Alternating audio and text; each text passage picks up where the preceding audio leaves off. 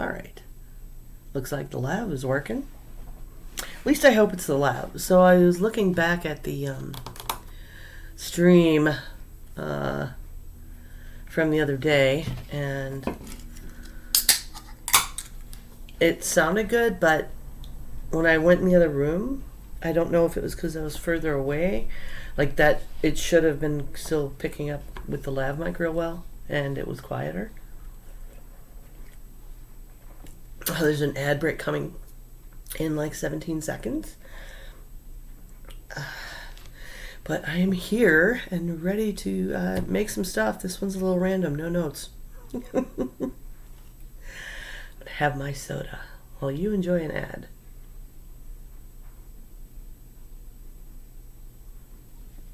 I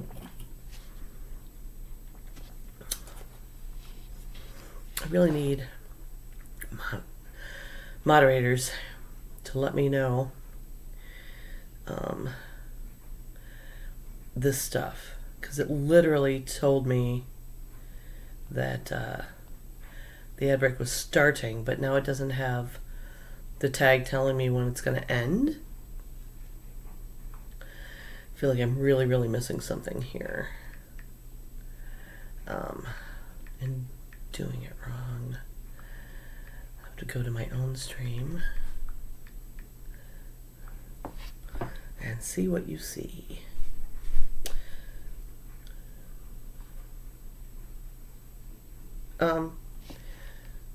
Yep, there's ads playing. I guess it'll tell me when they're about to end. Why is it 6 minutes and 35 seconds? Oh my god. I guess because I just came in, I have to go shut that off. Ad break ends in 1 minute and 21 seconds. Okay. I'll believe what OBS is telling me. We'll see how that works out.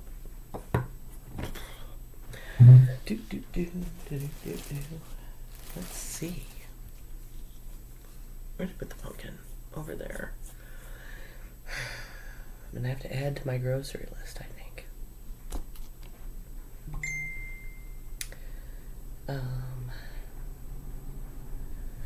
I guess I'll check on. I sold a book. Yay. Yay. To my daughter, which feels a little weird.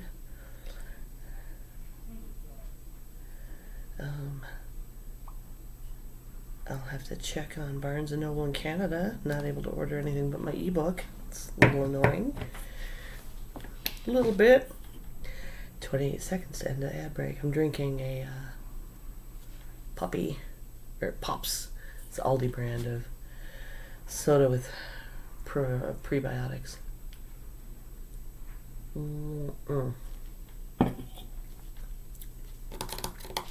Okay, you can see this box. That's good. It's going to be part of the show today. And ingredients.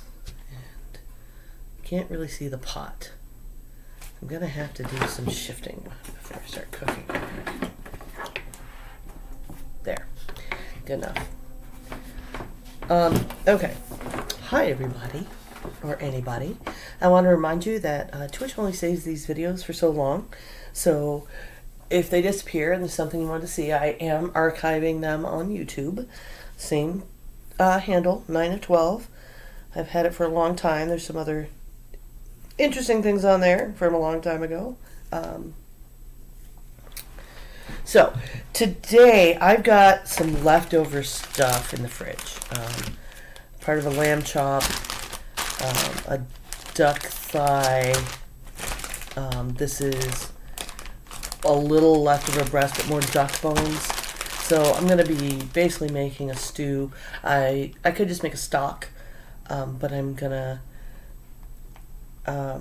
probably add stuff to it, make a stew. We'll see. Maybe I'll just do stock for now. But I've got that left over. I've got part of a red onion, which I discovered today is the only onions I have in the house. But that's fine.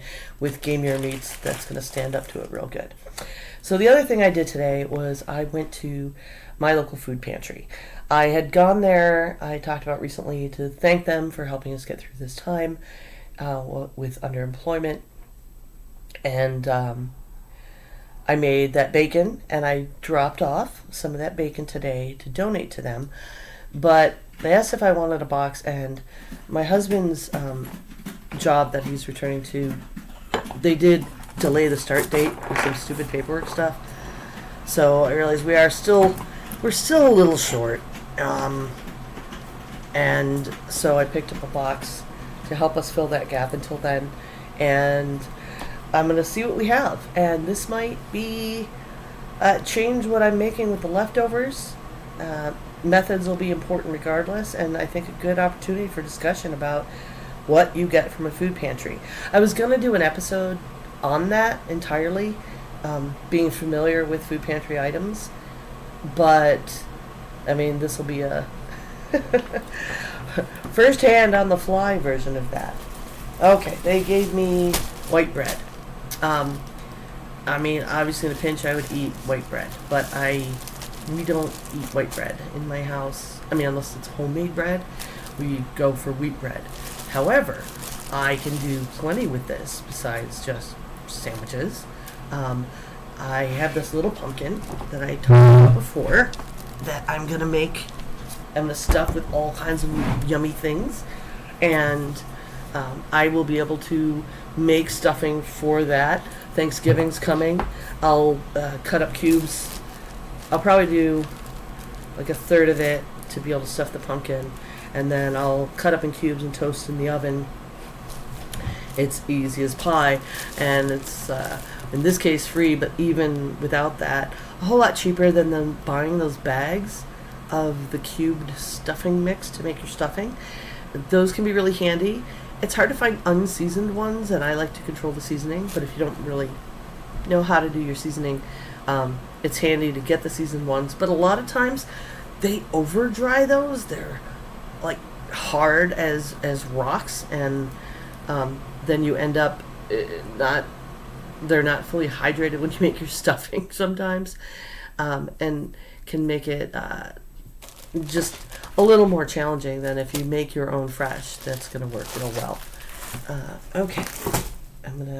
What else do we got? Cupcakes. You usually get to pick a dessert. They're not doing any shopping right now because they're short. The guy packing my box turned them upside down. But that's fine. They're just a little messy, but we have some treats for the chocolate eaters in the household, which all of us eat chocolate. They gave me a butternut squash. I'm like, did you watch my show? Butternut's my favorite. So psyched about that. I have plenty of things I can do with that. I actually like to roast it and freeze mashed up portions because it helps when I have a sweet tooth. I can have some of that, and it belays that order from my body, besides the fact of the butternut squash soup, which you can look back a few streams and see how I make my butternut squash soup. They gave us gummy bears, because sure, why not? I think Rob will eat those. I'm not into gummy bears so much. So let's see what else we have. This is a very heavy box. These people are amazing. And it's Thursday. I probably, if I was going to get food, should have gone yesterday. My friend Allison works on Wednesdays, and she will dig through and get like the weird stuff nobody knows how to cook because she knows I will. Kobe ground beef. I think what's going to happen with this is I've been talking about, my husband said I need to do a donair stream. I will maybe get some lamb to mix with it, maybe not. But I want to talk about meatloaf. I want to talk about extending that to making things like gyro and donair at home, which is basically another meatloaf, different seasonings. You tend to make it a little more dense than you would with meatloaf, and slice it up and make awesome sandwiches. And definitely way cheaper at home, and it's really hard to find in a lot of locales. Stuff like gyro meat at home. This is looks like a whole chicken quarters. So legs and thighs, got some quarters. All right. What else?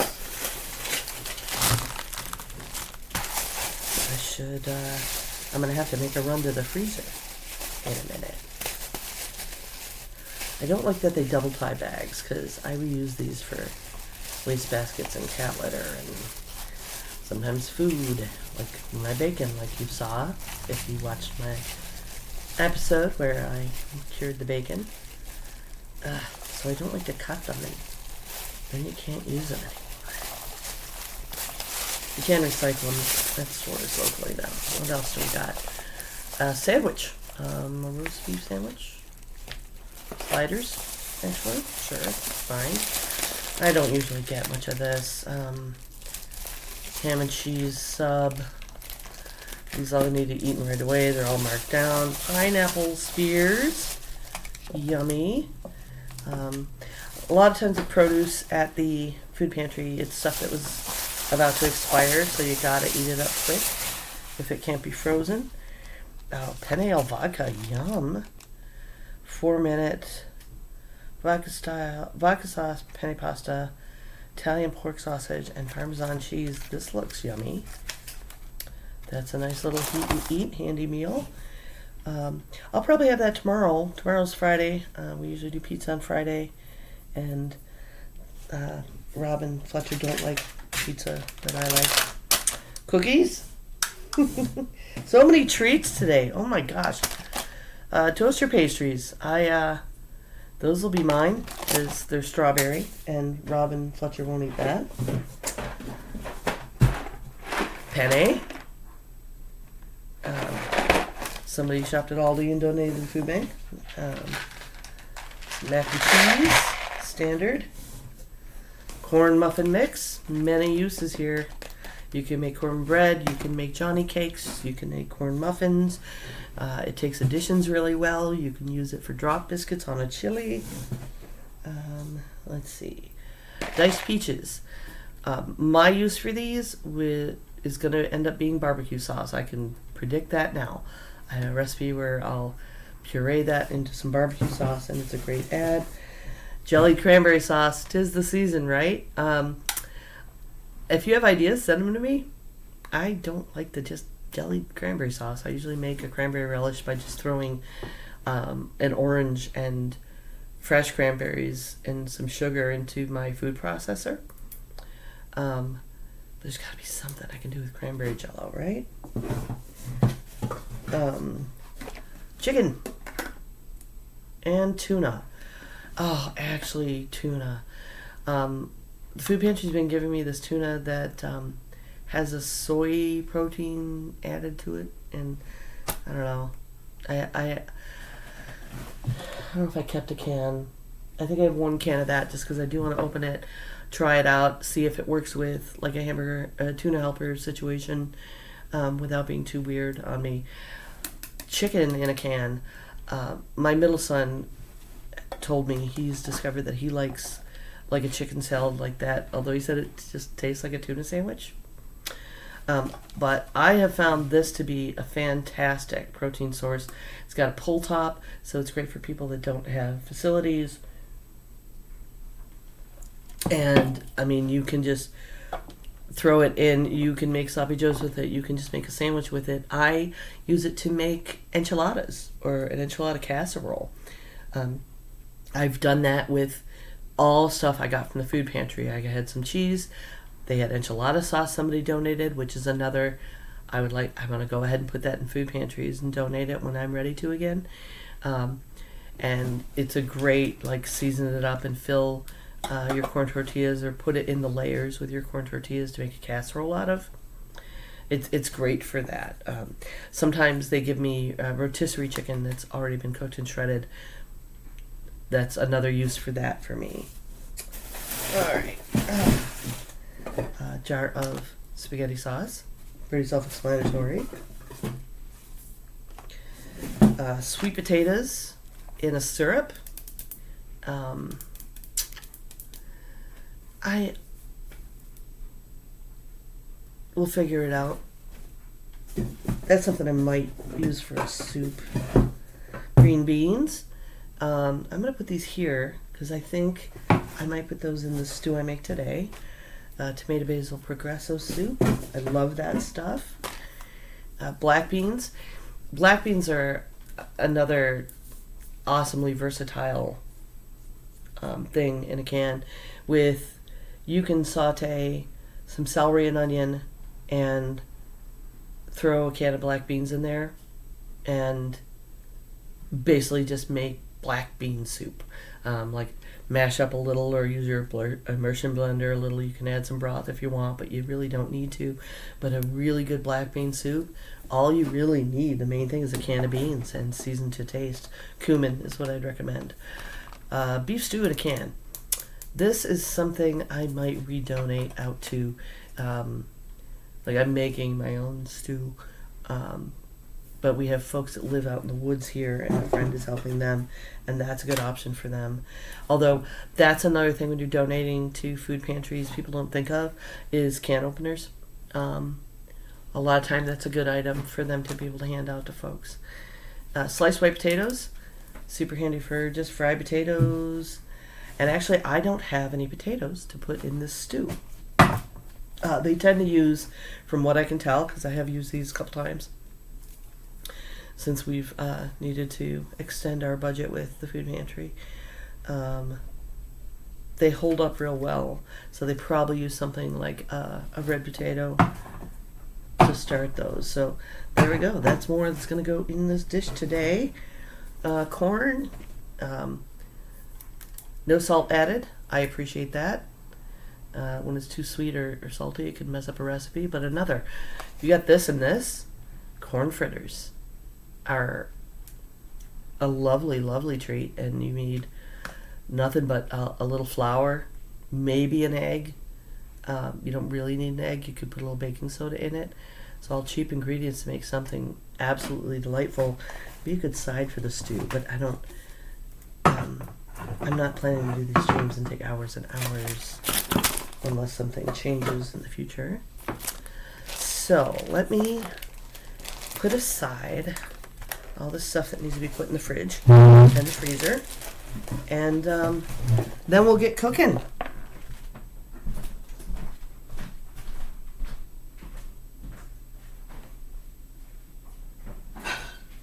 Or pineapple. You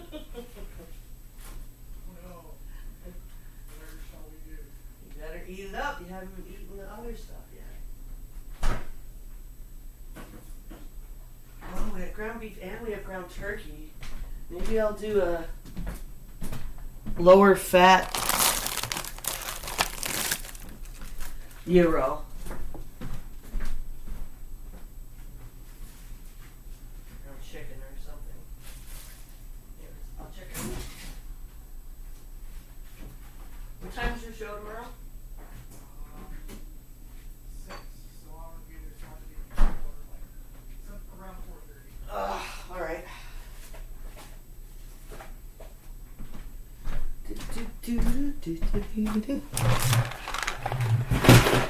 Oh, I haven't gone through the produce yet.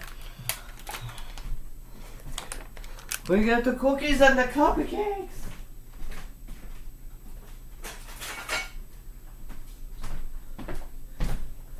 I should say the rest of the produce. Oh my gosh, got butternut squash. It's like they know me. Well, I mean, I guess they do kind of know me. I forgot. There's a whole other bag of produce. Let me mention. All right, this one's going to have to get cut. What do we got? Zucchini, yellow squash, a tomato that's very ripe. I was going to use, excuse me, some tomato sauce for this stew, but I'm going to throw a whole tomato in there instead. This, by the way, is another cheap, keep it in your pantry.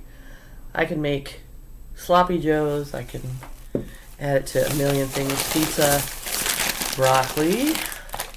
Oh, fresh broccoli carrots. Hey, carrots. So I'm going to put away the carrots I took out of my fridge. Potatoes. I'm going to go ahead and use the canned potatoes. And some apples. These are nice and hard. I like them hard and crunchy. So yeah, apples, potatoes, and an onion. So I do have a yellow onion. I think I'm going to go ahead and stay with the red to keep with using leftover stuff. Let's put this out of the way. I don't think I'm going to put broccoli in this stew. I'll figure out something to do with broccoli. Oh, the squash is fading. What time is it? I'll probably just saute up the squash and eat it later myself. No one else here. Me.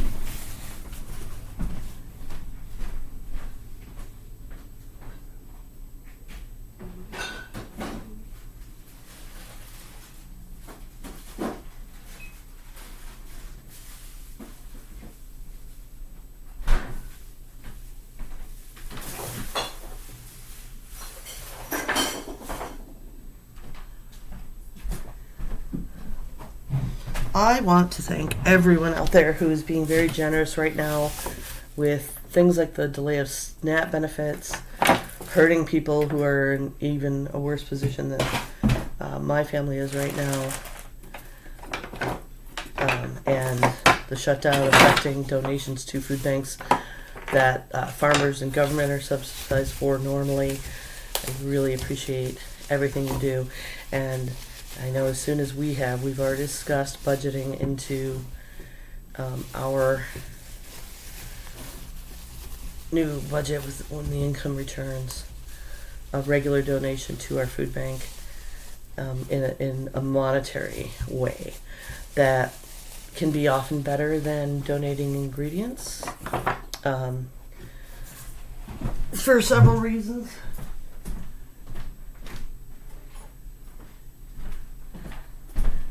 They know what they need. Produce goes bad quickly, and just giving them the money to do what they need to do can be ideal. So we want to do a monthly donation. And then, if we ever need it again, we know they're there for us. I have seen my local food bank end up having to say, we can't open. Our shelves are empty. And there are people who outright cannot eat any other way. There always are. And it could always be you. People that don't understand that it could be them make me sad. So anything you can do.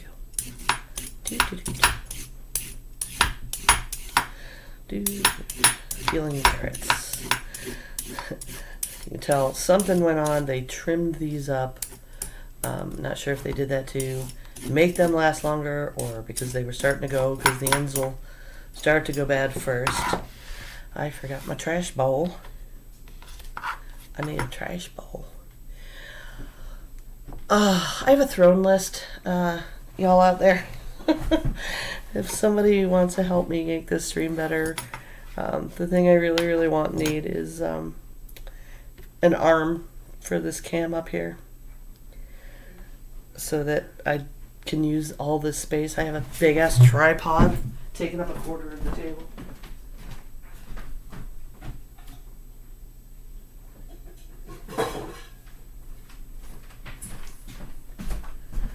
Not helpful. There we go. I have a composty counter bin because we do compost, but that'll just go into that later.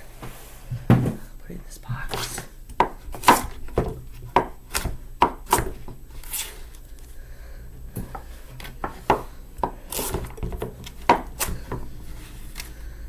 Alright. How much prepping? And this burner heats up faster than I thought it did, I discovered. So, when you're making a stock or a stew or whatever, with the busted one, roast your bones first.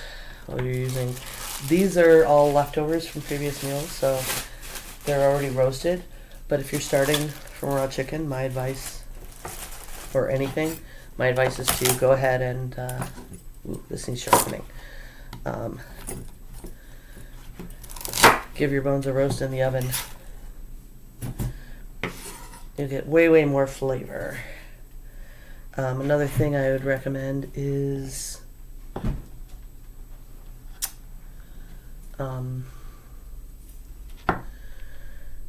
Pardon my brain.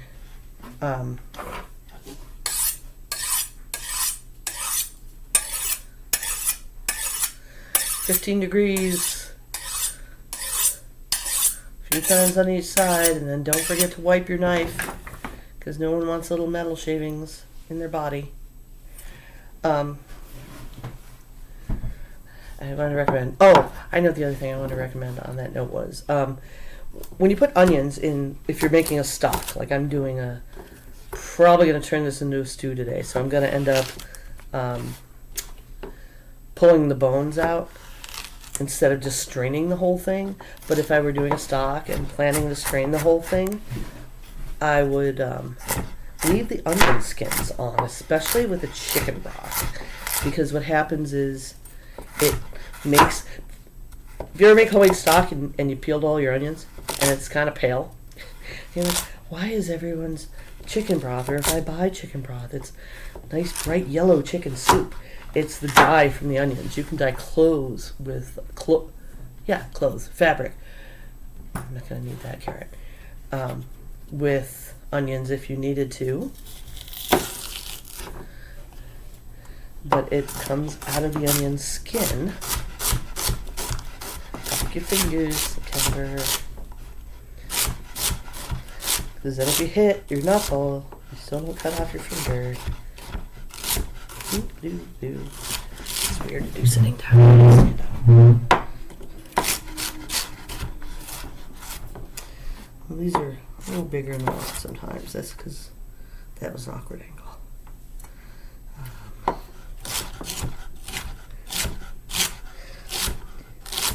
This will probably cook long enough. Most of this disappears. And I'm almost ready to some onion and garlic. Onion first. And then I'll start up this pan.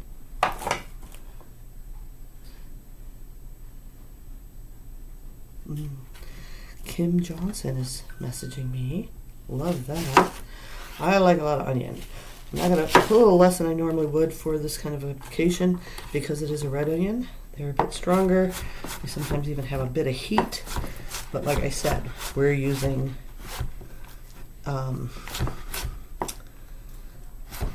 game meats today, so go a little. I'm not worried about the strength of the onion. I want the strength of the onion. Turn this up maybe halfway. Grab some oil.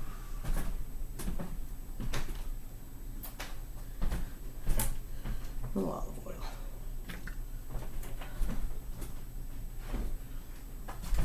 Everybody see okay? Like how little we can see the pan. There goes my oh. Looks like that cam died. That's fun. Cav. Cam 2.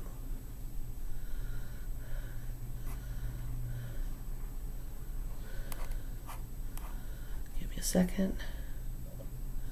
Ad starts in 2 minutes. Okay. There we go. Y'all can see the pan a little better. It'll be so nice when I have an arm and I can move things around a little better for us. Carrot. I'm going to wash this tomato while the oil heats up a little.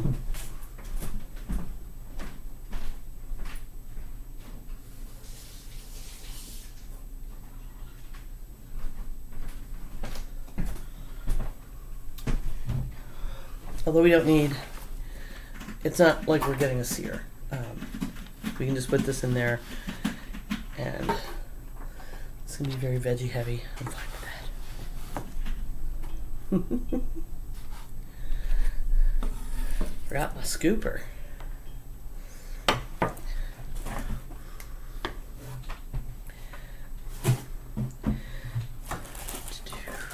Use the spoon.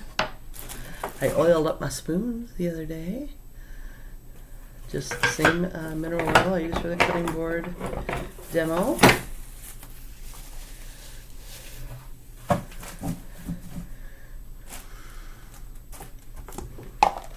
still have leftover onion. I always have onion, it seems, in the fridge.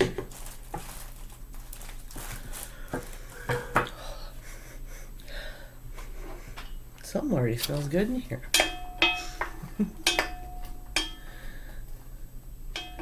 I will add a little salt. Kind of helps things sweat and get going. Yeah, so what else? We can talk about the leftovers we're using. I'm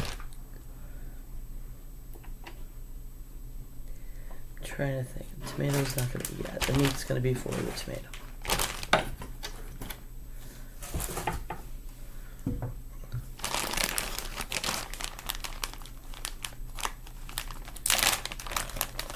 This is a lamb chop. It was another thing I had gotten at the food pantry. I cooked it up with some garlic last night, and it was not a rib chop, a shoulder chop, so it was kind of tough. Jacques Pepin was wrong. It won't just go real nice, and I'm going to put a slit in this duck leg. Just get it going faster. It's a tough cut. It's better braised, and I knew that, but I looked at what Jacques was doing with one and thought, let's try that. Yeah, no. I'm going to pull the skin off of the duck. I hear the vegetables sizzling. Just because that'll get rubbery.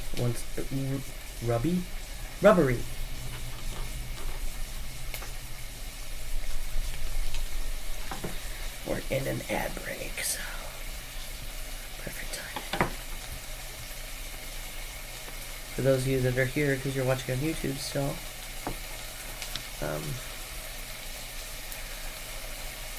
you don't have to get every little bit off. That's fine.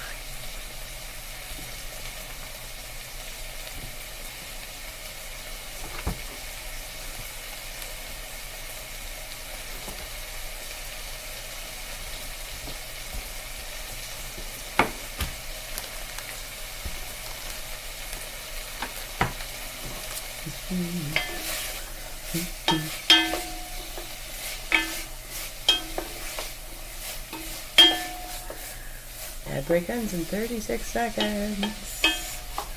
If the handle were here, he could be watching with no ads. Because he's my subscriber currently.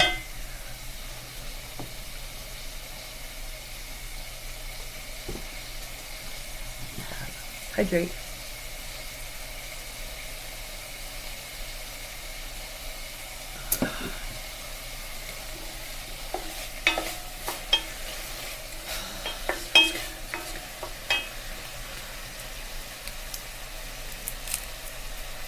Ooh, there's broken garlic. What the hell?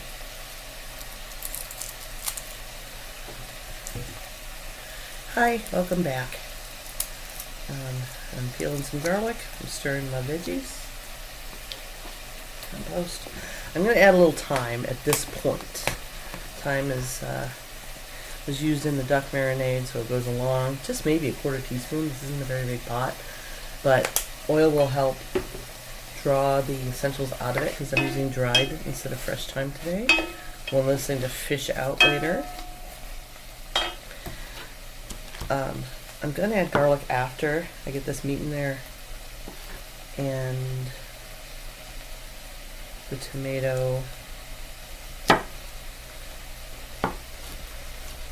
Big hunks are okay.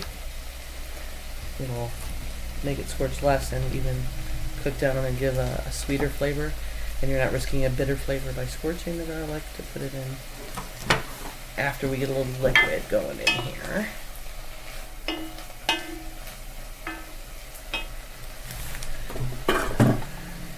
I know the tomato seems odd. It's not making something that's like Italian, flavored or anything, but it gives a little richness. If you have, I'm gonna squeeze the seeds out.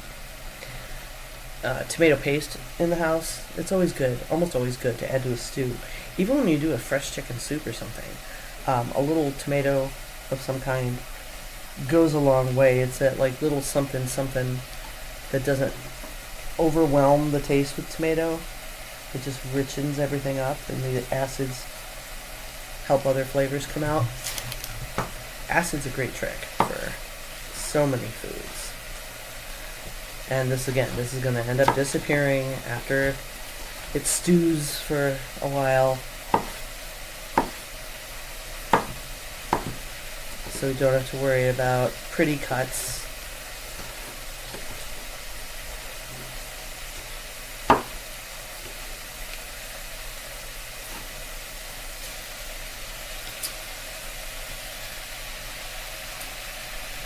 And this is all still stuff I would do if it was a stock.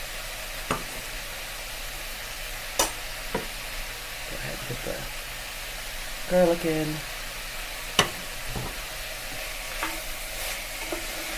Smells good in here. You could, honestly. There's root vegetables could go in here. I thought I had a sweet potato, but it had gone bad. But rutabagas, turnips, sweet potato, and then just some water or stock, and you would end up with a vegetable soup without having to do anything else.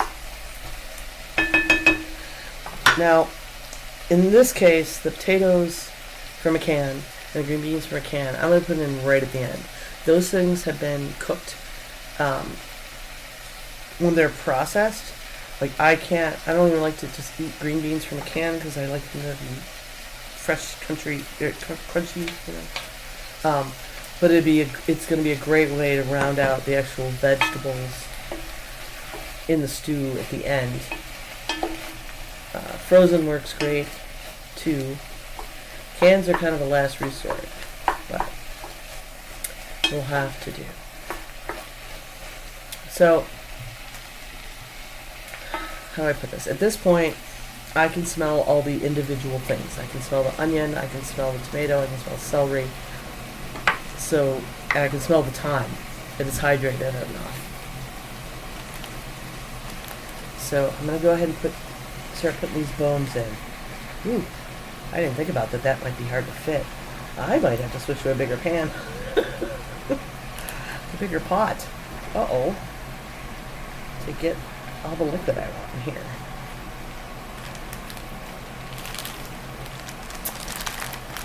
You know what? I think I'm gonna. That's unfortunate. No, it's gonna be fine.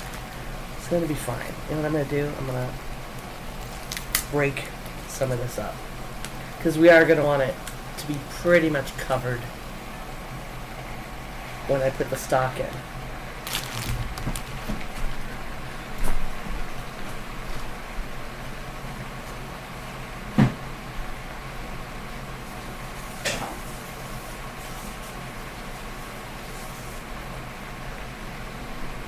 I gotta stop throwing the towel over my shoulder on the side I've got the lav mic. Right? Probably not best. So this was another leftover in my fridge.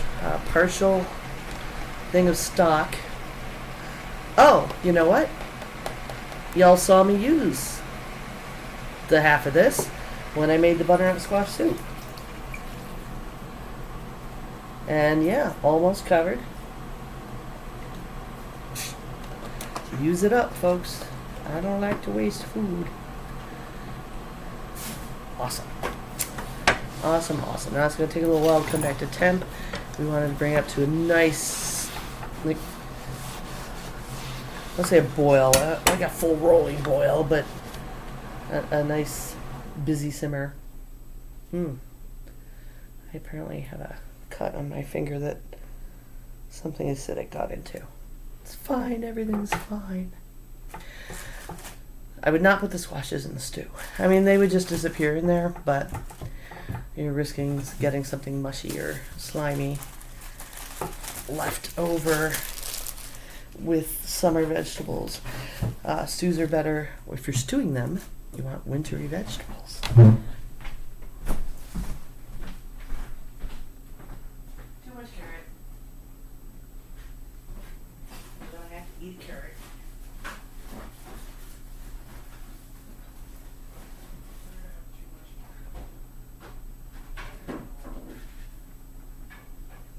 Yeah. I didn't need all of that for what I'm making.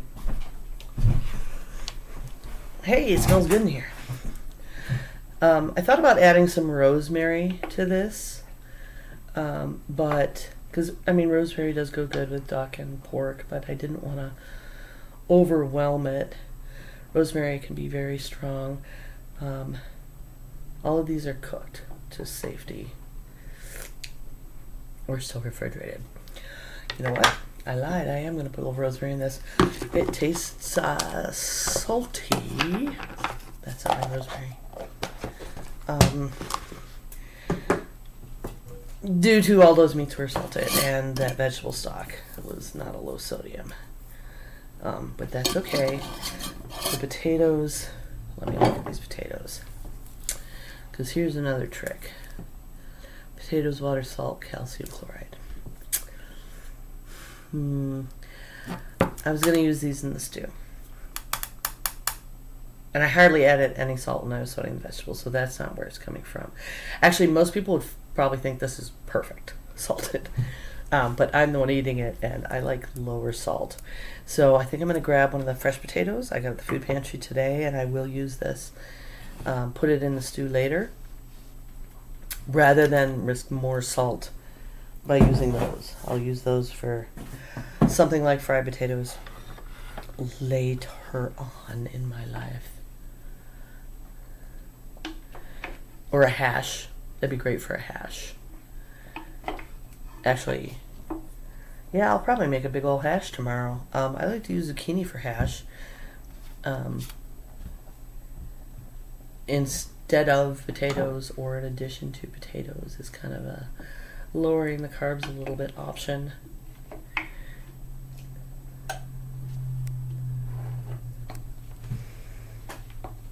Okay, smells good. Pepper. Holy crap.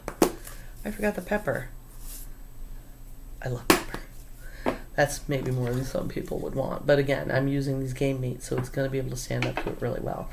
A bay leaf is also another good option. It adds a little bit of like a piney floral element, but with the rosemary, we should be fine without that. Okay, and I'll cover this so it comes up a little quicker. Yep, it's already starting to simmer.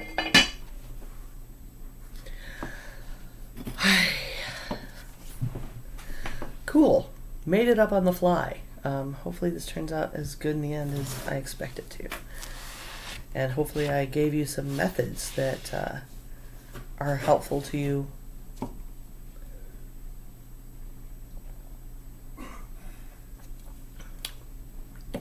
Like getting a sweat on those vegetables and using already cooked meats when you're doing a stock, or with a stew from scratch, obviously you don't have to, but you do want to brown your stew meat and then take it out and then put all your mirepoix in, your carrots, celery, onions,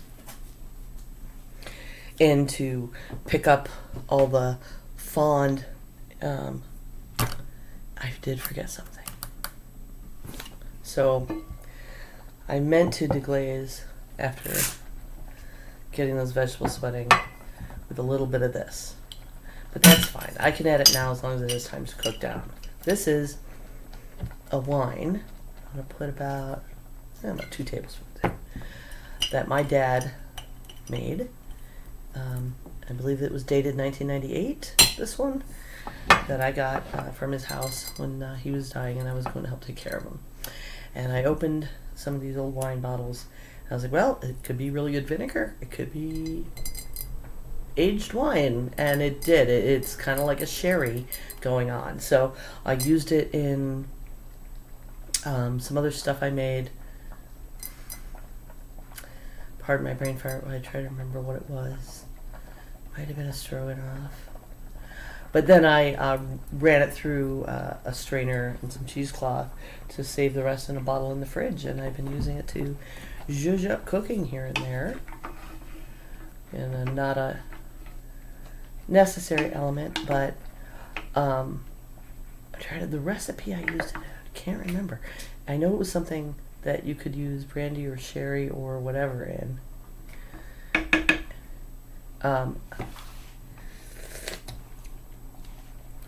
Oh, yeah, that kind of makes it a whole different thing. But don't feel like it's necessary. And again, it's another thing the game mates really appreciate and hold up to. If you are making some, it requires just a little bit of a boozy thing, and you can keep it in the house. Brandy is something that you can go to the liquor store, and brandy and sherry, a lot of people don't realize, I should say, brandy is actually a great product. It's not a grain product. It's not like whiskey. But because of the proof and the feel and the look, people think it's a whiskey, but it's actually like a fortified wine situation. So the little tiny airplane bottles, you can get them at your liquor store or your ABC store or whatever it is where you live. And it's really nice little thing to have in the house. You can get brandy or cognac in airplane bottles. I like to toss a little my pecans in it if I make a pie. And yeah, it's a handy way to, for like $1 or $2, not break the bank, to make something really special with whatever recipe you're doing. That's a pretty strong boil happening here. This is going to take a long time, guys. I don't know if I want to stay on for the whole thing.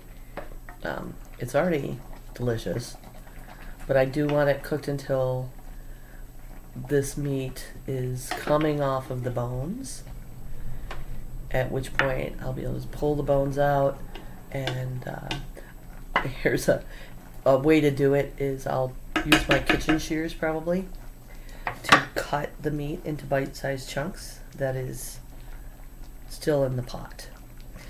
It is very flavorful. I'm actually going to add just some straight up water. Like I think I said, you don't need leftover stock to do this. I could strain it. It would be a stock right now I could use for the recipes. But I'm going to go ahead and just add some straight up water because it can take it. Stretch your food.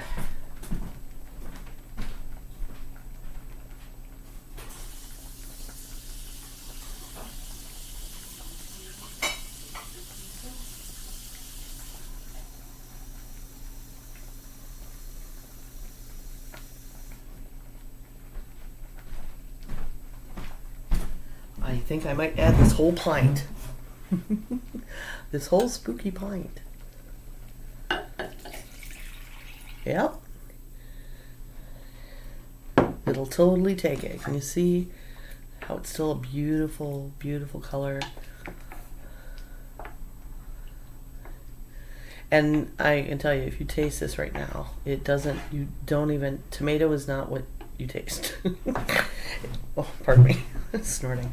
All that richness it added.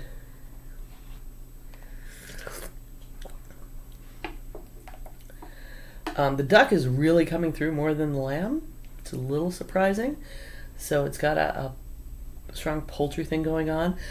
That water got us back down to a low salt situation. So that I like to keep it low salt regardless. If someone else are eating it, they can add more themselves. And if I feel like it needs more... Yes, I know I should be using a tasting spoon for food safety, but I'm the only one eating this. My smoked salt would go really good in this. So that needs to come back to the tip and cook some more.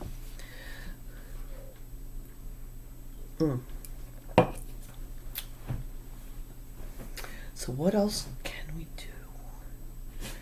Let me look at my time, because that's going to take a while. I'm trying to think if I want to make something else. That would be... I'm so tempted because I talked about the corn fritters, but I don't think I want to get straight up into frying something right now while I have this going.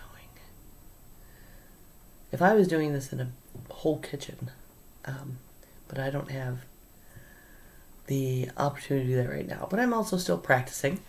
This competition in January, I'm hoping to make more than like a one pot meal to impress the judges, or however that works, along with trivia that I'll be doing while I cook. Man, I do have another burner, but I'm using the big one for this pot.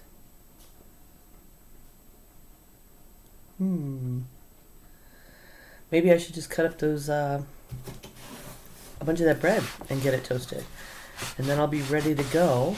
I think that's a fine idea when I'm ready to do the pumpkin stuff and for Thanksgiving. Yeah, you'd be right back. Rob, you're not interested in this white bread, right? White bread? It spoiled my family in a good way.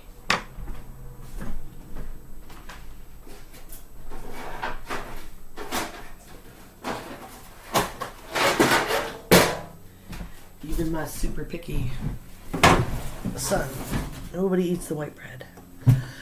I'll probably spray it with a little cooking spray just to give it a little boost to the brown aspect. Alright,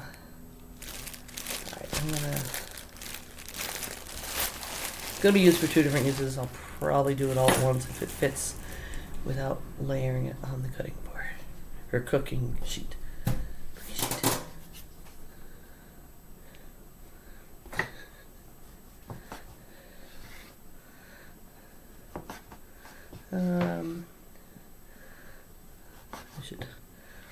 Wasn't very good at making this evenly sized. I'm only doing so many slices at a time because white bread will basically just turn to dough if you give it a squish, most of it. This isn't too bad. I should look at the date. This seems, for a Walmart white bread, a little drier than one would expect. Which again, perfect for this use. Like, don't let bread go stale, even if it is stale.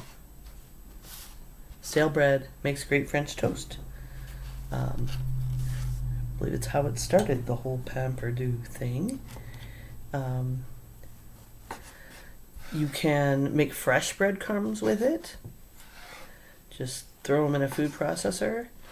That'd be a little hard to do from scratch, but like all this fresh breadcrumb situation is great for stuff like a meatloaf, where you don't have to worry about adding as much liquid to hydrate like a dry breadcrumb, but it will give you, it'll lighten up the density of your meatloaf.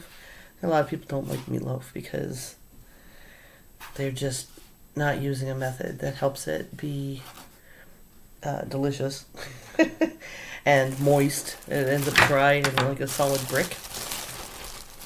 There are a few things that cause that. I mean, I'll talk about that more when I do the diner and the gyro, because with those you want to create density, and so you work it really hard, like even in a KitchenAid. But when you're making just a regular home style meatloaf, you want to do things like add breadcrumbs and an egg to make it less dense and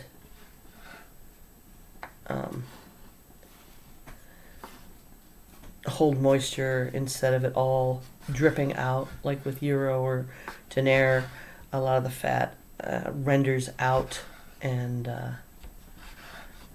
you discard it, but you don't necessarily want that so much with your meatloaf.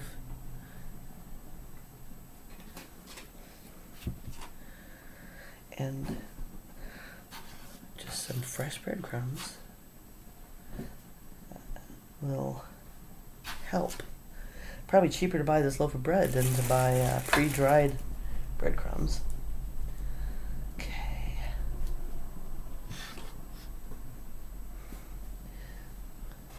I don't want to crowd this too much. I could do the rest of this right now or in another pan, but I might go ahead and take my own advice and make fresh breadcrumbs. But this should be good for at least the pumpkin and maybe my stuffing. And maybe I'll check with another friend of mine on a budget and see if she wants the rest of this bread before I just turn it into stuffing. I'm not going to season that ahead because I'm using it for 2 different dishes. This sounds like it's boiling really hard. I'm going to turn it down a little. Check on it after I put this in the oven. I'm going to say just a straight up 350.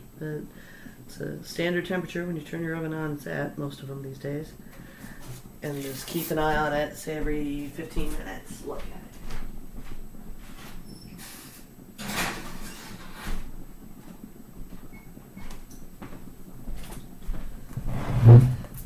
And I did not spray it. I thought about it. I did not do it. Ooh, bubbly, bubbly. We're in trouble. In my cauldron. I got ad coming up in 4 and some minutes. Slow and steady. Now I'll have to think about if I want to thicken it, because this is going to end up being a soup unless I thicken it or reduce it significantly. Which I don't plan to do. Oh, and I was going to mention earlier, another trick, if something is too salty, and it's not now, so I can use those canned potatoes, but a fresh one would have basically taken up some of that salt and made the dish not too salty for me. But I don't have to do that now because I dilute it.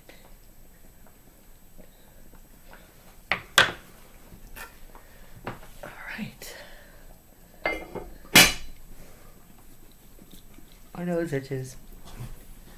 Why does it always itch when I stream? Like, that's attractive. Scratching your nose when you are cooking for people. Do not. A random slice of bread fell out. I'll throw it in the oven. I'll wait for like the 3 minutes until the ad break starts to run in the other room, because I feel like the lav isn't carrying when I walk in another room, which makes me wonder if it's actually just using this freaking laptop mic. Silly.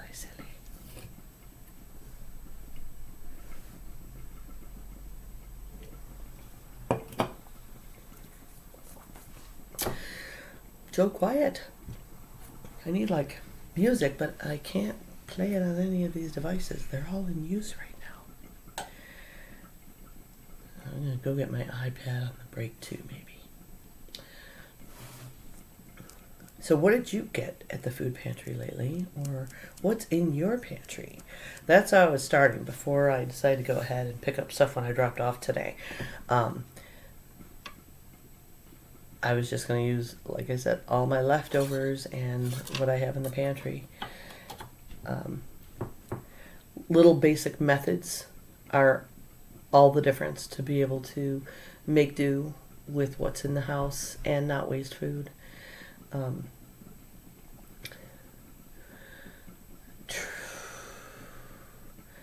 What do I want to thicken with? I don't prefer cornstarch, but because I'm doing it when this is going to be all cooked and warm still, I may use cornstarch to thicken it. I'll also wait and see if the potatoes lend any starch. I'm not sure how that'll behave from a can and it'll just be thick enough. When you do a stew from stew meat from scratch, like I said, you brown the meat, take it out, put the veg in, get that sweated. When you put that meat back in, when you're first browning it, you use flour on that meat. Flour, oil, brown it all up. And then you pull it out. And then when you put it back in, once you get liquid going in there, that flour will already have the floury raw taste cooked out. And that will thicken your stew for you. Using this method we have today, it's not going to get any of that thickening from a flour. There's a few ways I can get around that later. I'll decide if I'm going to use cornstarch, or I can use flour by mixing it with butter first so that it doesn't turn into little lumps once I put it into the liquid.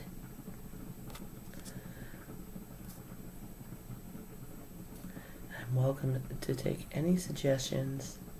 Cornstarch you have to be really careful with, or it gets like gooey or gummy. Turn this down a little, it's boiling like crazy. It smells good in here, folks. Have fun with that ad, I guess. I'm gonna put this in there, and then maybe get us some music.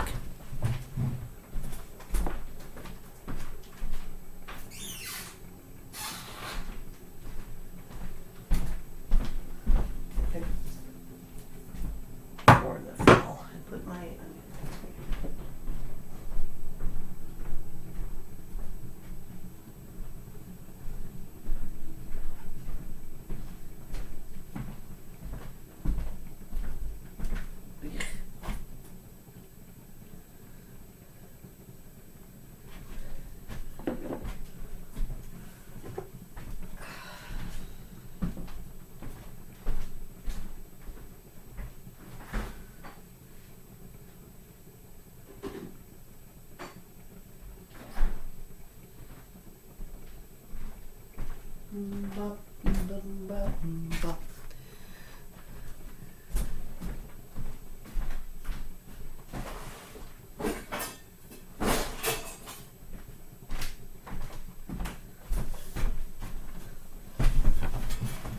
Hey, ad break ends in 1 minute 23 seconds. This here, it says Ember's Kitchen. Can you read it? How cool is that?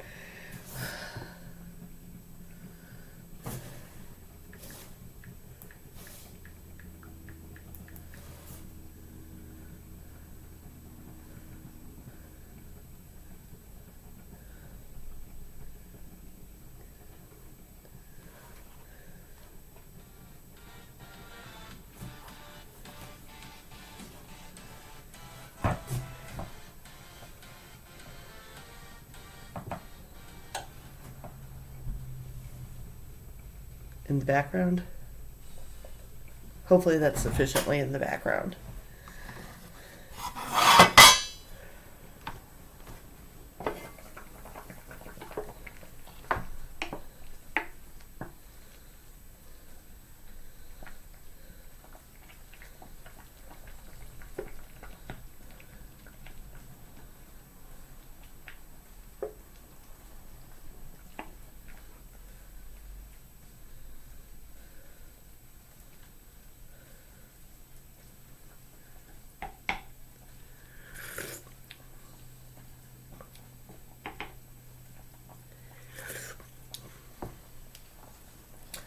Yay, ad break's over. You know what? I'm starting to think this might just be a better soup than a stew, and not worry about thickening. I think because it was game meats and they are strong. I was thinking lamb, stew, and duck for stew. But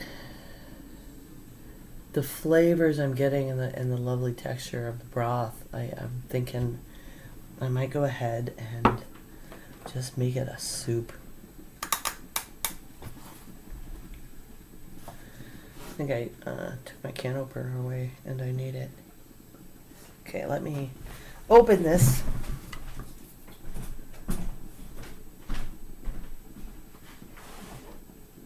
Drain it anyway.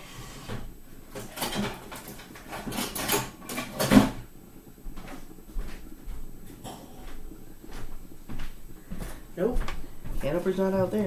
Oh, it's in the box.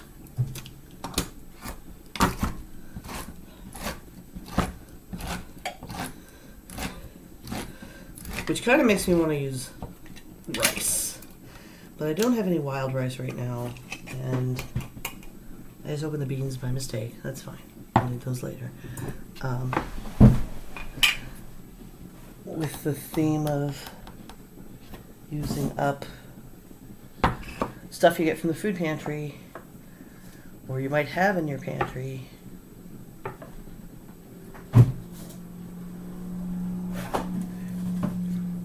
You can still do a soup with potatoes. That's another thing. For some reason I think of, I don't think of potatoes in soup unless it's a potato soup. I consider it more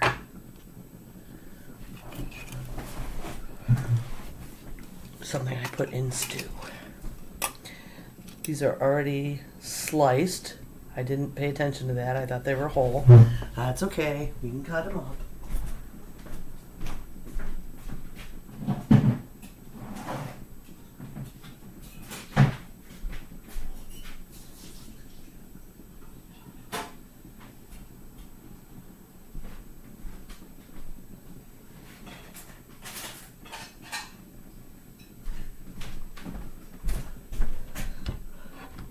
That's a little silly.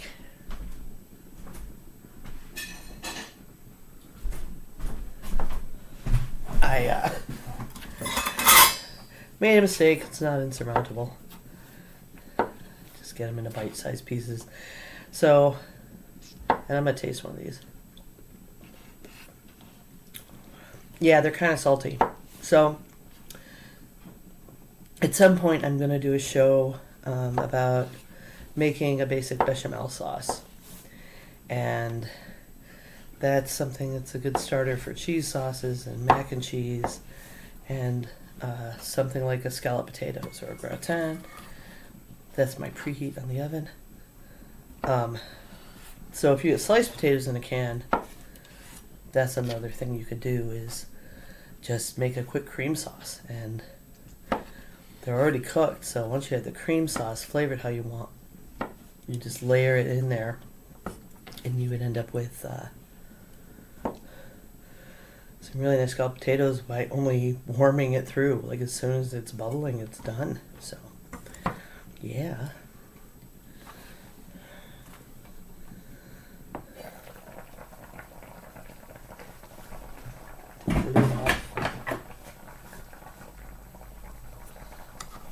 Not sure why my music stopped playing.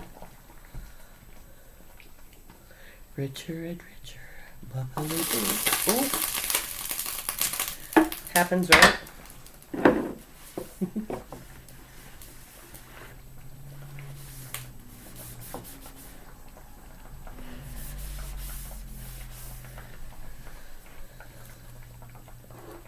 Alrighty, folks. Bubbly, bubbly.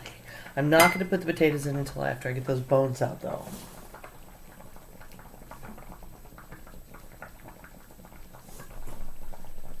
Because they will crumble and fall apart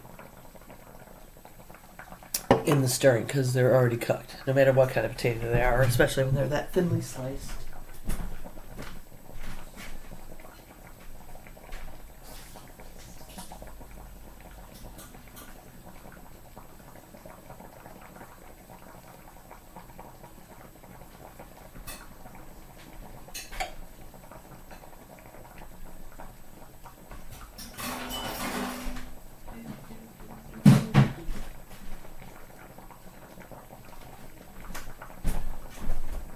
The beans are thankfully not salty, but those are going to go absolutely last. See this color? Ugh. Better than some, better than like the Hanover brand, but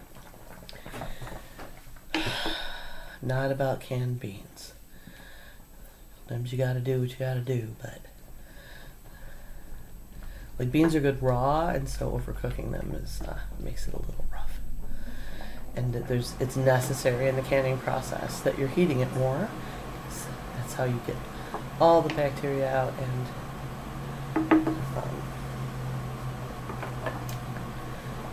seal it. Like with jar canning, it's different with canning. Yeah,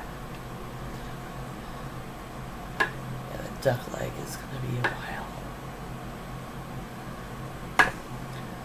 Y'all, it smells really good here.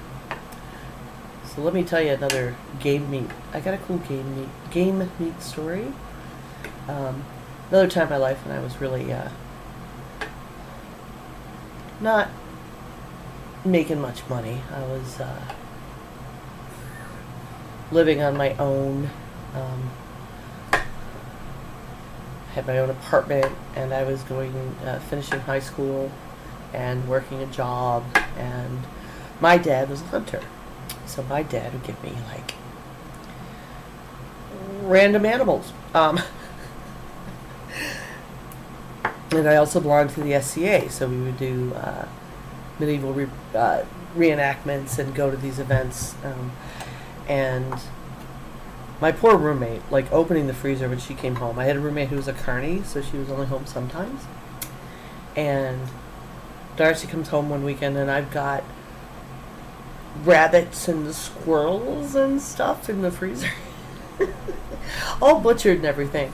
But, I mean, that kind of makes it worse because, I mean, it's just like this skinless, almost whole animal. And it's just like, what the hell is that? But then we got invited to this cool SCA event for the barony we lived in. And being not having much money at the time, there's different kinds of tickets you can get to these events. There's on-board and off-board, part of the humidifier, dehumidifier. On-board is you get food. And off-board is, you bring your own food. And I was like, well, I can afford the off-board ticket. And there was a wonderful household who sort of adopted me and my group of friends. And gave us garb we could wear, which was amazing.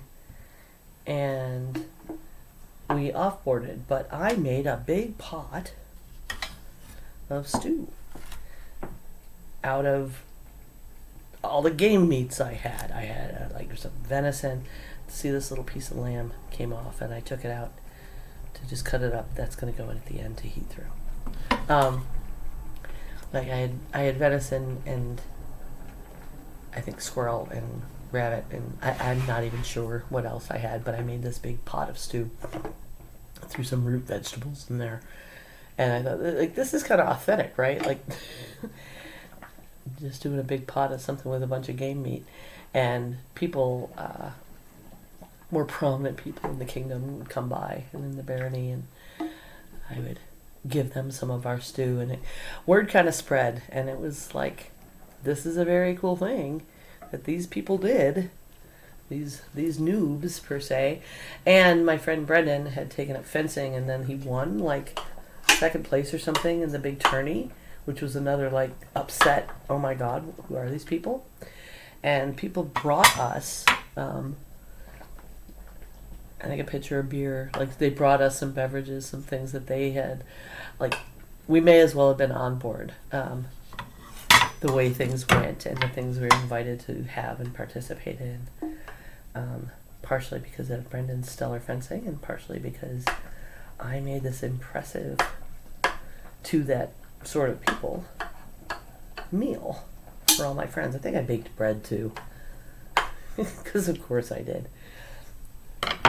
That was well before I was regularly baking bread, though.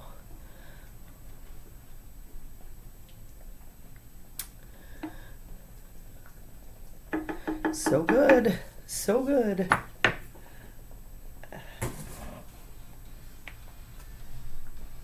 This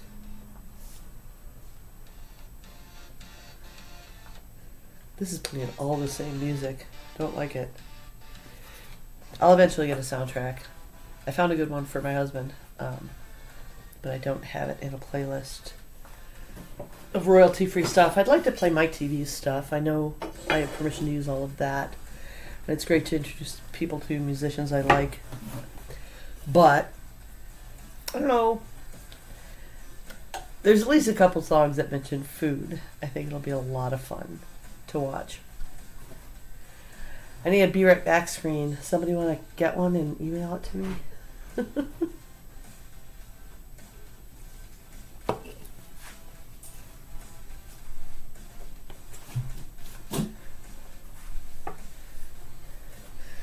Squash in the fridge.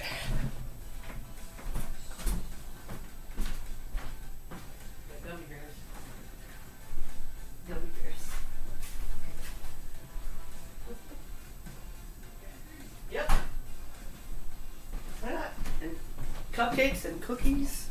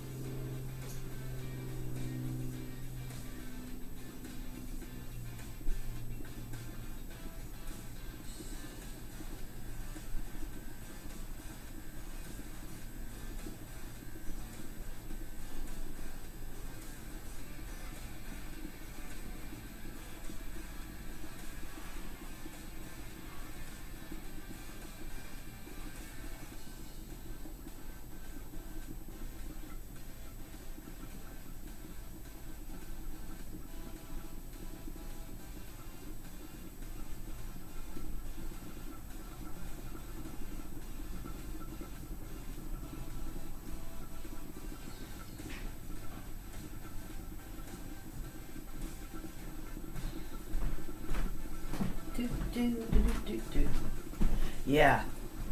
Hey! It's definitely not the lav mic that is live because I shut it off when I walked away and it was still on and I was coming through here. So I gotta figure out what that cam is. It's either the camera mic or the laptop mic. Dang nabbit. I mean, it sounds good. I guess I could just worry less about it. I really was liking the idea of being able to walk in the other room. But when I listened back to the video, I realized you couldn't hear me in the other room, so. Cooking down nicely. Hey, Fletcher. Yeah. Will you get me a spoon? Like Sure. just a metal, a teaspoon, soup spoon? Alright. Like a measuring one? No, Okay.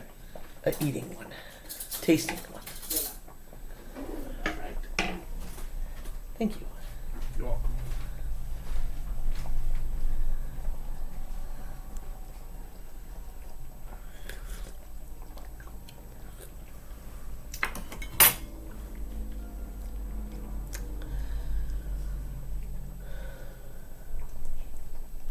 It's funny, the combo with the lamb and the duck, it's doing a thing where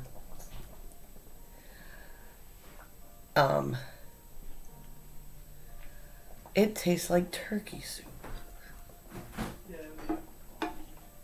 I mean, the duck is still a poultry item. And the lamb's giving it a richness, but it's not adding a whole lot more gaminess. So it's like, but an intense turkey soup. Like, turkey soup after, like, the third day after you make it. So I can't even imagine how much better this is going to get in a couple of days. After that, all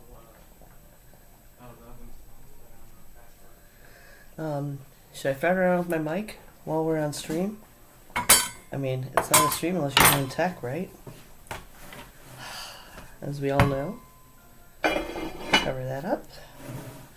And try to figure out what in the heck is this mic. Properties. See, I labeled it lav, but it might not be the lav. Lav. Properties. High definition audio device is what it's labeled at. How weird. I wonder if that's the built-in. Because the other choice I have is the camera. Oh, what did I do? Okay. And it's not on that.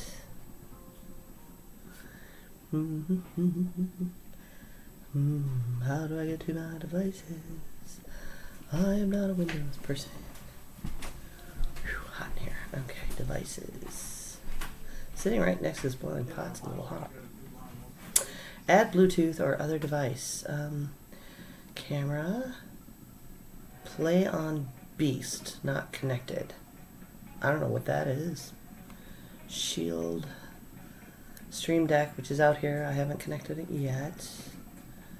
My phone is paired, and it's going through my phone.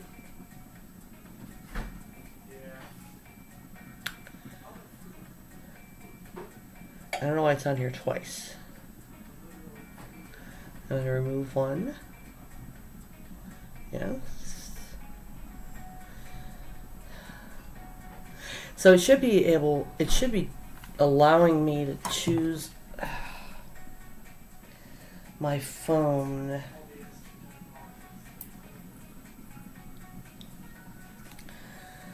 Let me check the pairing.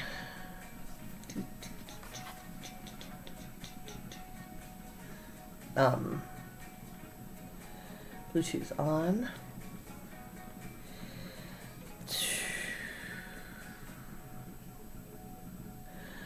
I don't think it's paired. It says it's paired, so I guess this is called desktop.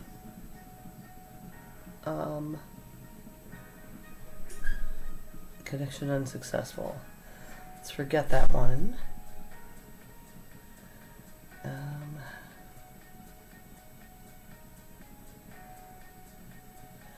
I really think that's the desktop in the other room anyway. So even though it says I'm paired here, I don't think I am.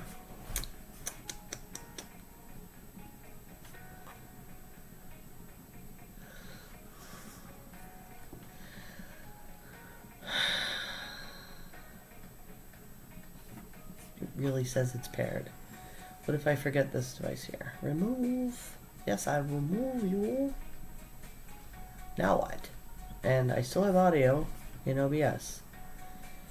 Gracious.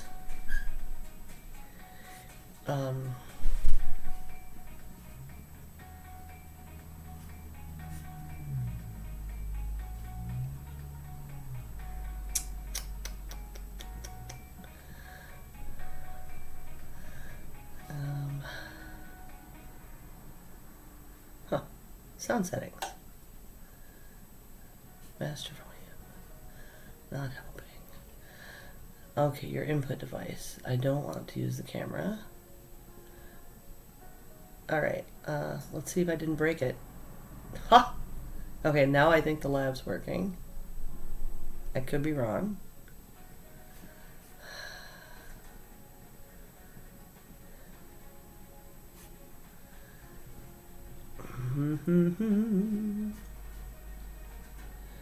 Because it shouldn't work if it's no longer paired with my phone. What if I move? Alright. See, I swear the other day when I tested it, I just got really close. I could tell it was definitely the lav.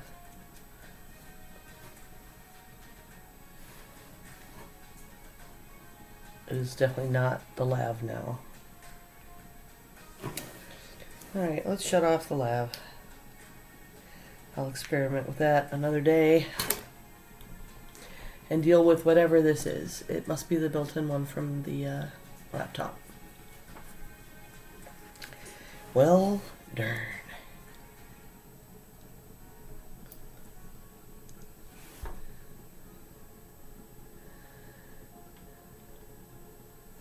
Unplug this.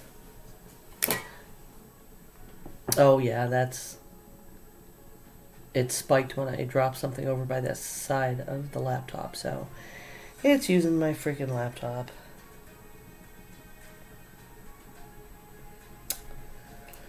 And I'll have to get back to him later. Alright. Anything else we need to know? Other than how this turns out? Whoa! Okay, that's boiling too hard. So make sure nothing's sticking, because I do have a lot of veg in there. Nope, still not sticking, so it's okay, man.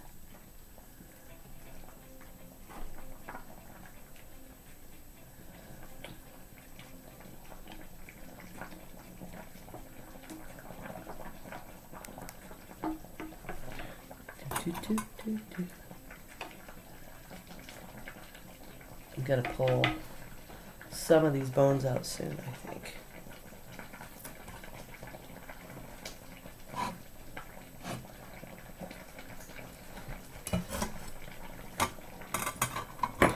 Is it ribs? Ribses.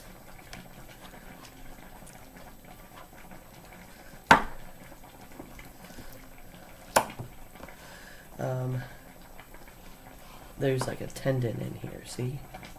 Look at that. And the meat is coming right out of it. The meat we want to put back in. And this we do not.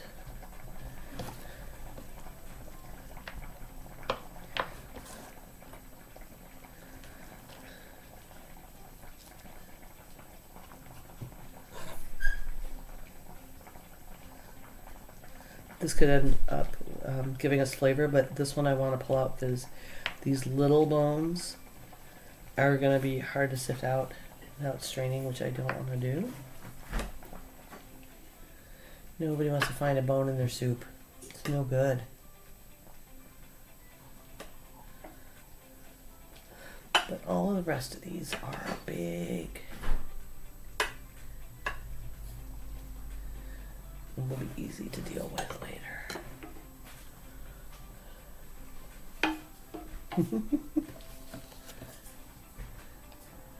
Try this at home, kids. I got very hot hands. See, there's more connective tissue that is going to come off easily later. But the meat that's coming off now, we can separate from smaller bones and connective tissue and get rid of those. Like, you don't want just super chewy bits in your stew, and some of these are gonna end up being that no matter how long you cook them.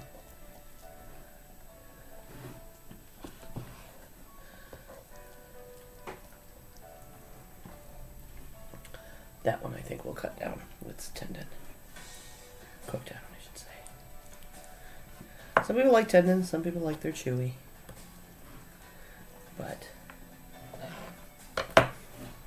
nothing you really have to worry about. I mean, I think most people aren't doing this with duck and lamb. Duck has the same kind of thing with like poultry. You know how in the legs of chickens and turkeys you've got those tendons that run through? And when you make a soup and you boil your turkey carcass or your chicken carcass, you just basically strain the whole thing off and then pick off whatever breast meat or add meat from, the thigh that you pull off back in. But like I said, I'm not going to dump this in a strainer. So I'm relying on little picayune things like this that you shouldn't have to do. Look, it's rich.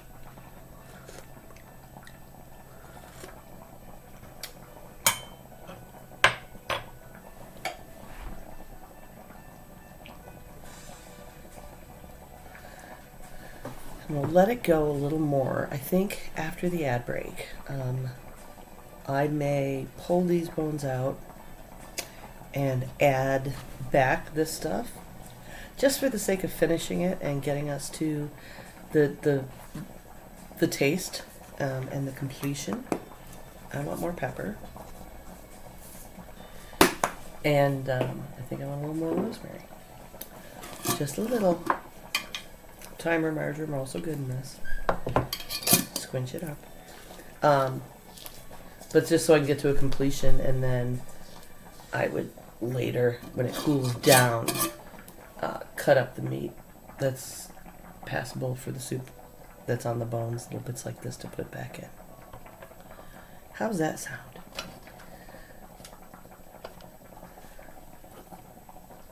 I'm going to do some door dashing tonight too.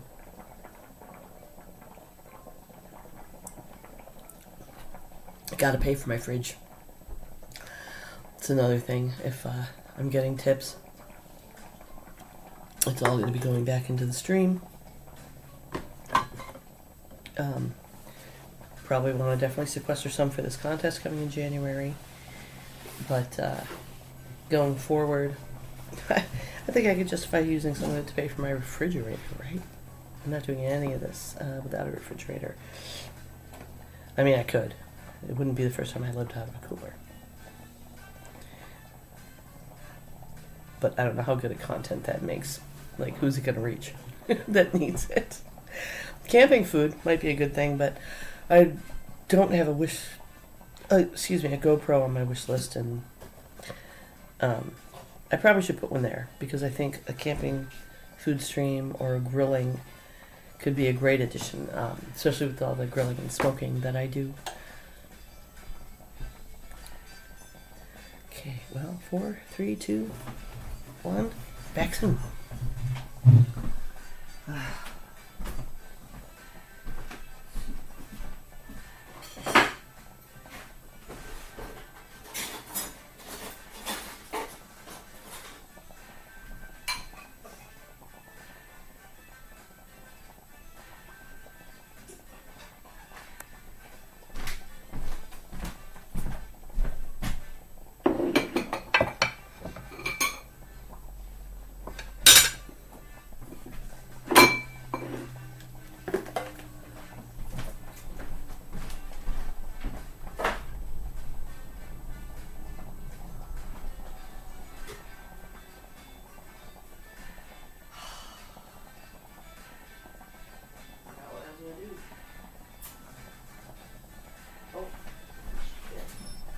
God damn it.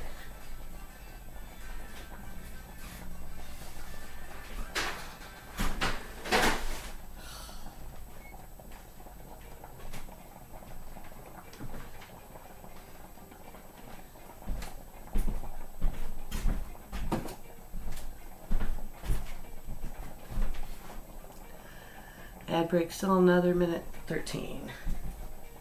I overbrowned the bread.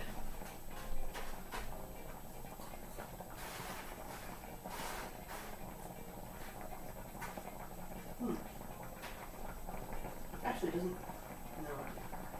Son of a bitch.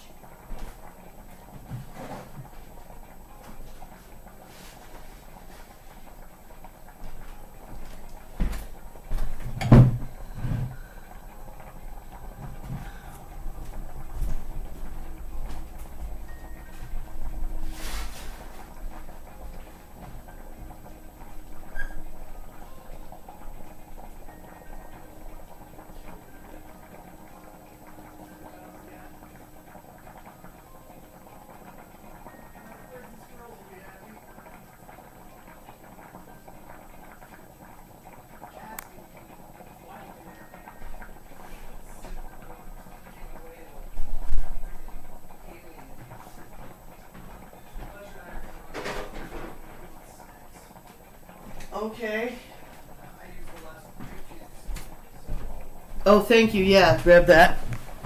Hi, I'm back. I made a boo-boo, and I didn't set a timer, and I burnt the bread cubes. But it's fine. I still have a loaf, so I will still be able to make more when I'm not distracted by being here.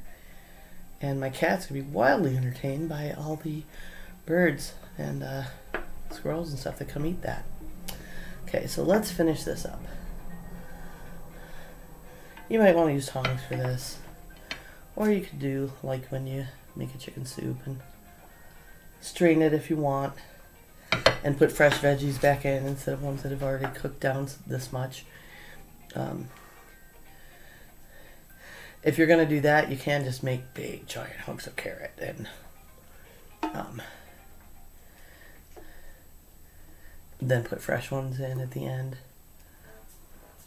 But this is a efficient way.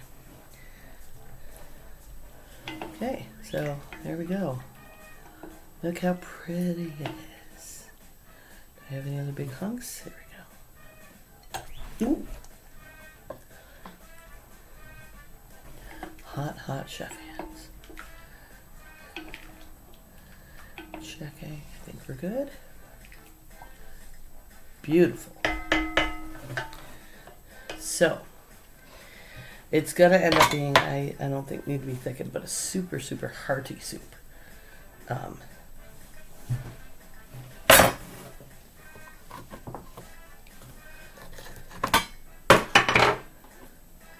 And I may or may not add back after tasting some of that meat. Doesn't really need it.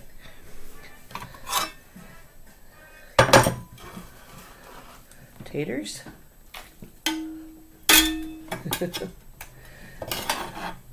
Which, depending, it may go towards stew if there's enough starch left in those after the canning process, which is new to me.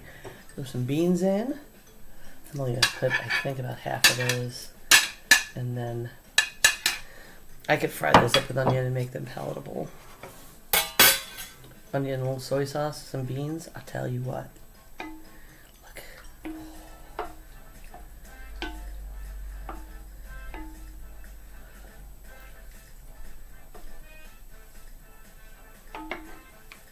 So look, fam.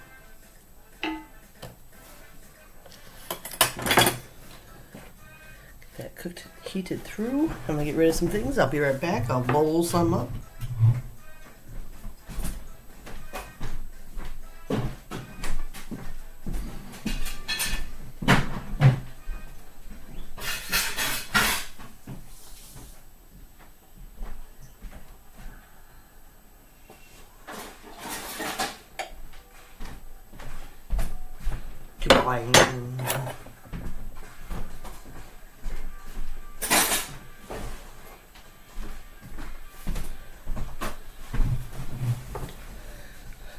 So I'm not using one of my spooky bowls. Oh my gosh. I have so much spooky dishware, but look at how pretty. I got these at the Dollar Tree. When you get cheap, good deals, make sure you read whether it's microwave and dishwasher safe, which this is.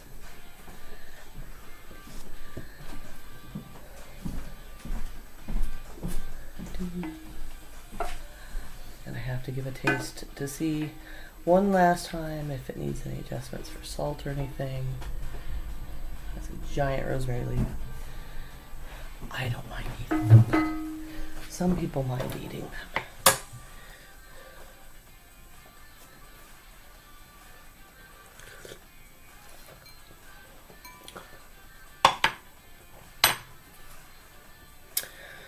Yeah.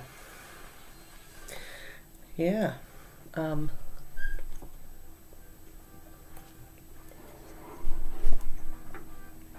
a little tempted. Let's put a little more of this wine in.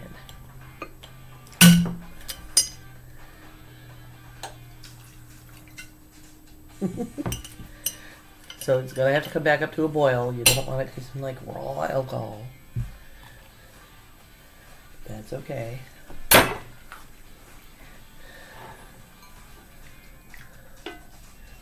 Isn't it pretty? Do you think I should thicken it?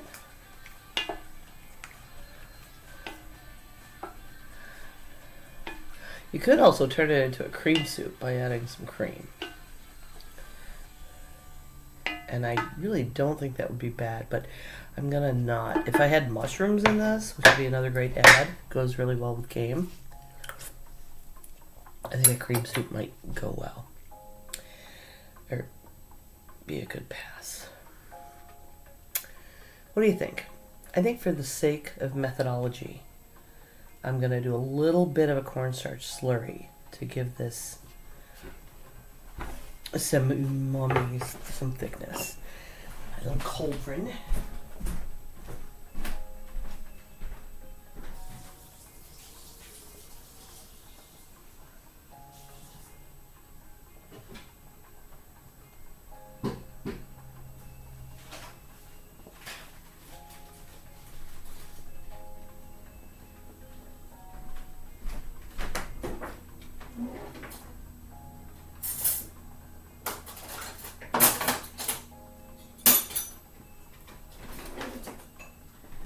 Okay, I've got maybe 2 tablespoons of water in here. I can hear that's almost ready to boil. You don't want to put cornstarch in until it is. Cold water with cornstarch. I'm going to use just a teaspoon of cornstarch and dissolve it in there first. If you put it straight in hot liquid, you're going to get like goopy little boba soup. Nobody wants that. So it doesn't thicken at all in cold water. once I put it in a boiling liquid. You do have to be a little careful with cornstarch, or it gets goopy. I was just talking to Chef John Loong the other day online, or in his chat, about how my local Chinese places, for some reason, when I make hot and sour soup, I pretty much usually just skip the cornstarch. It's great in a sauce when you're stir frying. If you velveted your meat with it, it gives that little bit of viscosity. But you put it in a soup and then put it on a buffet, or just let it sit and boil. It's like hot and sour gelatin is horrible.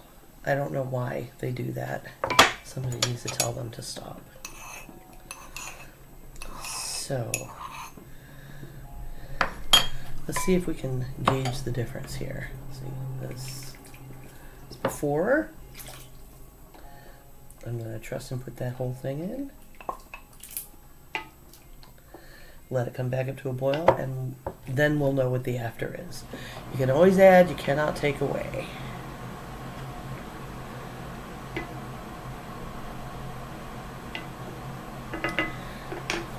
Soon we will know. Might need a little more. I've got to wait. Be patient. Don't want to ruin it. Hey! Oh, my cat's using the scratching thing behind me. And the dehumidifier is going. Is this all great audio? September, fix your lav. Oh, yeah.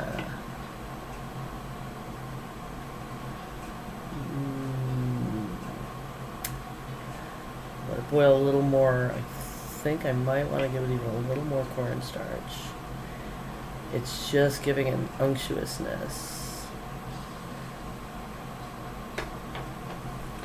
We won't know to a full boil.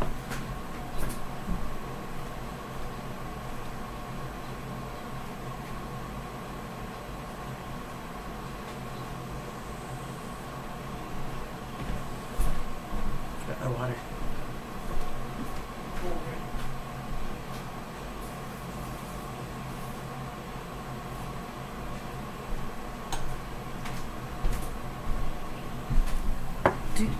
Do.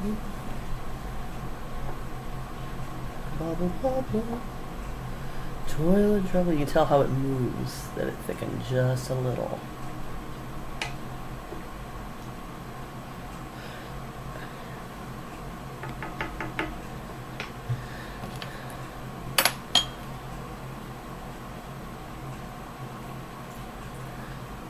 Not enough. Not enough.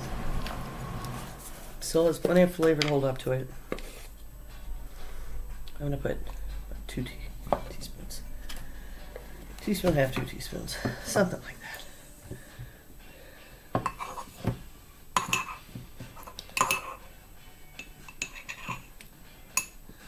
Something black. Yeah, I got a piece of pepper in there. Fully dissolve it. Get it ready to go.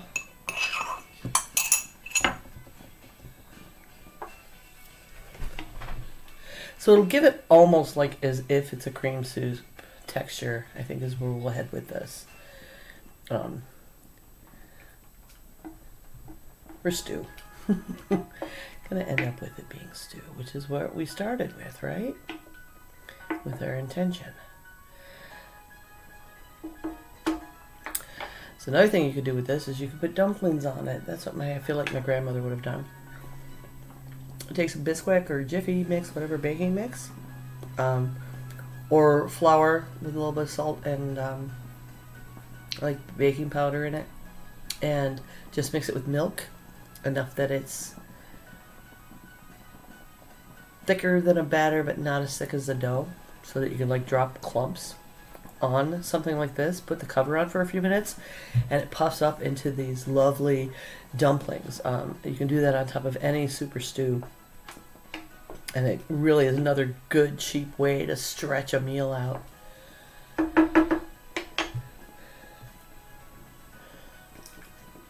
Oh yeah, it can totally take some more now that I've decided I want it thick.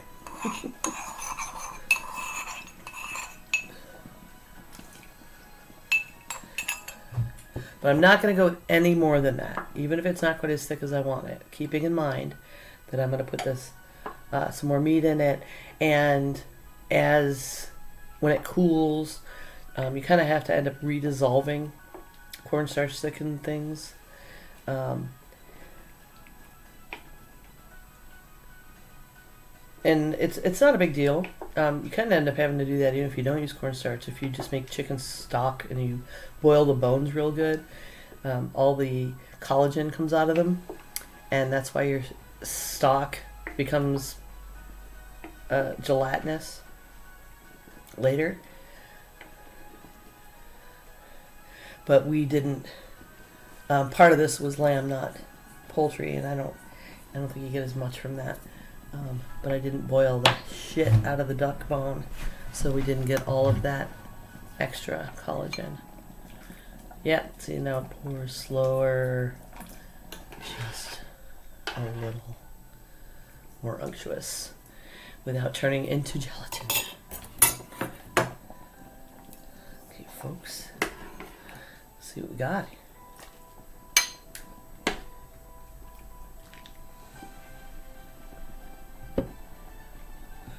Carrots, beans, potatoes.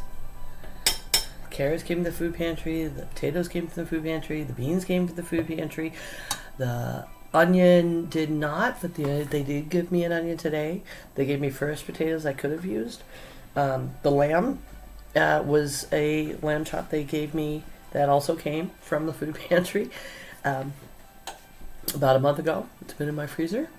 The duck, holy crap, I forgot the duck came from the food pantry. It was one of those, I was there on a Wednesday, and my son always likes duck for his birthday, and my friend Allison was working, and she dug around looking, and she's like, do you want a chicken? I said, yeah, and she was, oh my god, it's a duck. I was like, I'll absolutely take a duck, and that worked out really well, because we did that for my son's birthday, and I wasn't sure we were going to be able to afford it unless it went on sale at the right time this year, because sometimes they do for the holidays. Final taste with some stuff. I'll even put some green beans on there, even though they came from a can. Because you know what? If you ever eat soup out of a can, which I do, this is how the green beans end up in any soup. So as long as you put the canned ones right at the end, they're still intact and it's fine.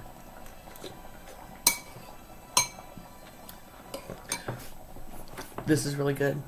And thanks for joining me. I'm happy to help you. If you have any questions, come to my Discord.